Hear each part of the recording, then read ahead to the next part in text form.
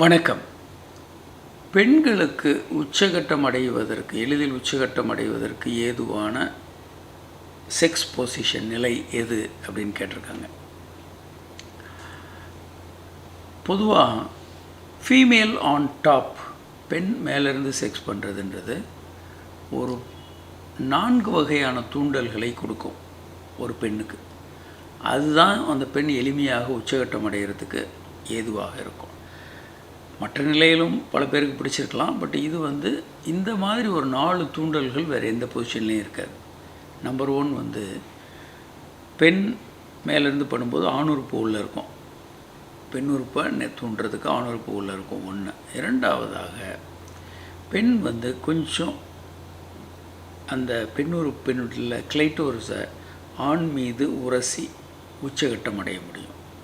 அவங்களுக்கு தேவையான அளவுக்கு உரசலாம், கொஞ்சம் ரஃப்பாக பண்ணலாம், கொஞ்சம் ஜென்டிலாக பண்ணலாம். அந்த பெண்ணுக்கு எது தேவையோ அந்த மாதிரி அவங்க அதை டெய்லர் மேட் பண்ணலாம். இது ஒரு முக்கியமான விஷயம். 3வது, ஆண் கீழே படுத்திருக்கும்போது கைகள் 2ம் கீழே இருக்கும். ஆண் கைகள் ஃப்ரீயாக இருக்கும். அப்போ 2 மார்பகங்களையும் அவர் கையில் தூண்ட முடியும். இது 3வது தூண்டுதல். 2 மார்பகங்களையும் 2 கையிலையும் தூண்ட முடியும். 4வதாக ஆண் கொஞ்சம் கீழே குனிஞ்சு பெண் கொஞ்சம் மேலே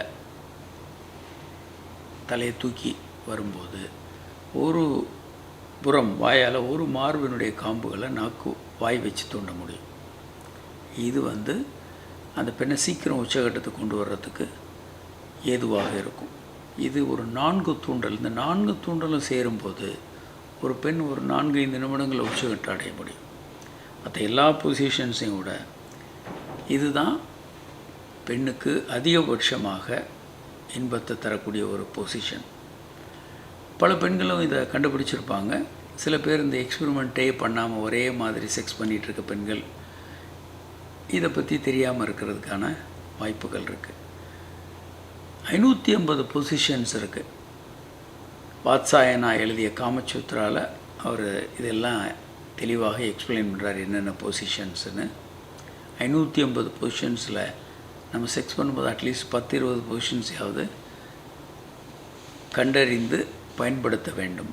அது உங்கள் செக்ஸ் வாழ்க்கையை ஒரு புதிதாக இன்ட்ரெஸ்டிங்காக வச்சுருக்கும். பல நேரங்களில் தம்பதிகள் என்ன பண்ணுவாங்கன்னா, செக்ஸ் வாழ்க்கையை இன்ட்ரெஸ்டிங்காக வைக்காமல் போர்டம் உள்ள வர விட்டுட்டு செக்ஸில் த்ரில் எக்ஸைட்டேஷனுக்காக வெளியே போய் செக்ஸ் பண்ணுவாங்க. அது தவறான போக்கு.